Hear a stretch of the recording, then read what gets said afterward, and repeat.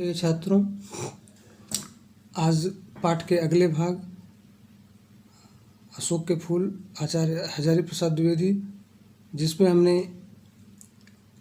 2-3 paragraph की व्याख्या देख ली थी।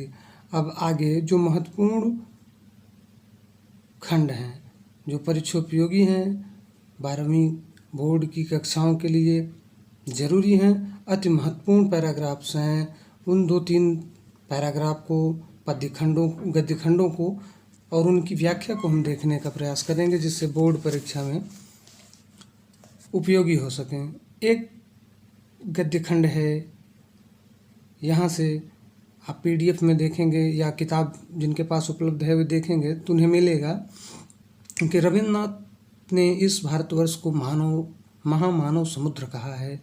महामानव समुद्र कि तमाम तरह के, तमाम जातियों, धर्मों, पंथों के लोगों का समूह है। जैसे समुद्र में अनेक भिन्न भिन्न नदियों का पानी मिला होता है, ठीक वैसे भारतवर्ष में विभिन्न जातियों के, विभिन्न धर्मों, संप्रदायों, पंथों, विभिन्न पृथ्वी के या कहें विश्व के अनेक भागों से आई हुई जातियों का सम्मिश्रण है। विचित्र देश है वह। असुर आए हमारे देश में सर्वप्रथम नहीं तो काफ़ी पहले असीरिया से, जिसे आज सीरिया कहते हैं, सीरिया से असुर आए, आर्य आए, जिसके नाम पर भारत देश का ही नाम आर्यावर्त पड़ गया।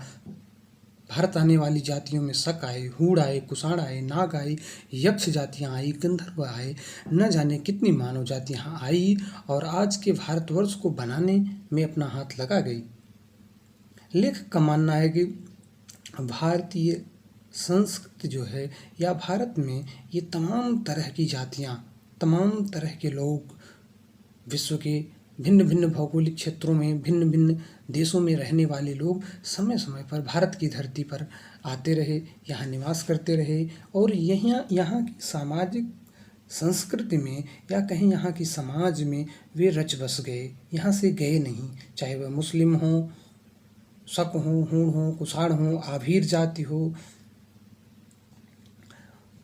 असुर हों, आर्य हों, ये सभी यहाँ आए और भारत को बनाने में, अर्थात इस नवीन भारतीय संस्कृति को बनाने में अपना हाथ दे गए। लेखक कह रहा है जिसे हम हिंदू रीत नीति कहते हैं, कि जिसे हम हिंदू संस्कृति कहते हैं या हिंदू रीति रिवाज कहते हैं, वह अनेक आर्य और आर्येतर उपादानों का अद्भुत मिश्रण है। वह अनेक प्रकार के आर्य और आर्यों से इतर लोग हों, चाहे वे द्रविड़ हों, यक्ष हों, गंधर्व हों, नाग जातियाँ हों या किन्हीं भी तरह की जातियाँ थी, उनके मिश्रण से, उनके मिलने से बना है। एक एक पशु, एक एक पक्षी न जाने कितनी स्मृतियों का भार लेकर हमारे सामने उपस्थित है। तमाम तरह के पशु, तमाम तरह के पक्षी जो उस जाति के आने से पहले हमारे देश में नहीं रहते थे, लेकिन जब वे जातियाँ आती थी तो अपने साथ कुछ जानवर, कुछ पशु पक्षी लेकर आते थे और फिर वे हमारे देश में होने लगते थे। फिर वे घोड़े, वे गधे, वे तोते, मैने, तमाम तरह के पशु पक्षी जो हमारे देश में उससे पहले, उस जाति से पहले नहीं पाए जाते थे, वे पाए जाने लगते हैं। लेखक आगे कह रहा, अशोक की भी अपनी स्मृति परंपरा है, यादों की परंपरा है। आम की भी है, बकुल की भी है, चंपे की भी है। सब क्या हमें मालूम है? कि कहने का तात्पर्य, इन सारे पेड़ों की उत्पत्ति कैसे हुई? ये पेड़, क्या सभी पेड़ भारतवर्ष में इसके अनादि अनंत काल से पाए जाते थे? इन सब की एक यादों की परंपरा है। सब हमें मालूम नहीं है, जितना मालूम है उसी का अर्थ क्या स्पष्ट हम कर सकते हैं, क्योंकि सब कुछ इतिहास में लिखा नहीं जा सकता है, सब कुछ लिखित इतिहास में पढ़ा नहीं जा सकता है, पाया नहीं जा सकता। इसलिए लेखक कह रहा है स्पष्ट हम नहीं कर, न जाने किस बुरे मुहूर्त में मनोजन्मा देवता ने शिव पर बाण फेंका था। एक बार कामदेव ने, आप सभी ने देखा होगा, कामदेव ने भगवान शंकर पर धनुष तान दिया था, शरीर जलकर राख हो गया। वामन पुराण के 6 अध्याय, 6 अध्याय की गवाही पर हमें मालूम है कि उनका रत्न में धनुष टूटकर खंड खंड हो धरती पर गिर गया और फिर भगवान शंकर ने उन कामदेव को अपनी तीसरी आँख से भस्म कर दिया और फिर कामदेव का सब धनुष वगैरह टूट टाट करके गिर गया। किस तरह कामदेव की हार हुई। कहने का अभिप्राय यह है कि हमें यह सब कुछ तो वामन पुराण के आधार पर मिलता है, लेकिन वह घटना कितनी बदली बदली हमें वामन पुराण में मिलती है। ठीक कोई घटना जो आज होती है, पहले ऐसे समय नहीं थे, ऐसी वैज्ञानिक युग नहीं था कि ठीक ठीक इतिहास लिख दिया जा सके। तो वो घटना बदलते बदलते, सुनते सुनते, एक कानों से दूसरे कानों, एक व्यक्तियों से दूसरे व्यक्तियों, तो घटनाओं का रूप बदल जाता था। तो वामन पुराण के 6 अध्याय पर ऐसा हमें मालूम पड़ता है कि कामदेव को भगवान शंकर ने भस्म कर दिया था और उनकी धनुष वगैरह सब टूट करके पृथ्वी पर गिर पड़े थे। और वह कथा बताती है कि हीरे का बना हुआ जो नाह स्थान था वह टूट कर गिरा और मौलुसर के मनोहर पुष्पों में बदल गया। अच्छा ही हुआ,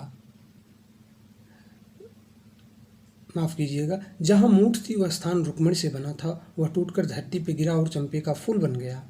हीरे का बना हुआ जो नाश स्थान था वह टूटकर गिरा और मलसिर के पुष्पों में बदल गया। अच्छा ही हुआ, इंद्रनील मणियों का बना हुआ कोट देश भी टूट गया और सुंदर पाटल पुष्पों में परिवर्तित हो गया। यह भी बुरा नहीं हुआ, लेकिन सबसे सुंदर बात यह हुई कि चंद्रकांत मणियों का बना हुआ मध्य देश, धनुष का बीच का भाग टूटकर चमेली बन गया और विद्रुम की बनी हुई निम्न तरकोट वेला बन गई। विद्रुम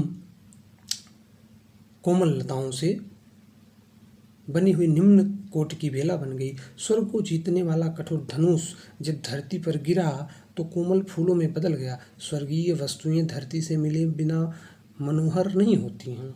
इस पूरे पैराग्राफ में लेखक यह कहना चाहता है कि स्वर्ग की वस्तुएं भी धरती से मिले बिना, यथार्थ से मिले बिना, पृथ्वी से मिले बिना मनोहर नहीं होती हैं। जो एक कथा वामन पुराण में लेखक कह रहा है कि मिलती है, वह किस तरह से बदल गई कि कामदेव के बाणों में लगे होने वाले तमाम तरह के पुष्प धरती पर गिर करके और हमारे देश में तमाम तरह के फूलों की परंपरा या तमाम तरह के फूलों को पैदा करने लगे।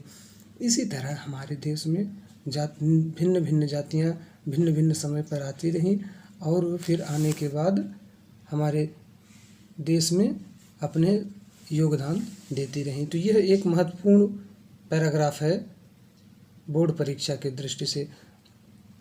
दूसरा पैराग्राफ दूसरे वीडियो में।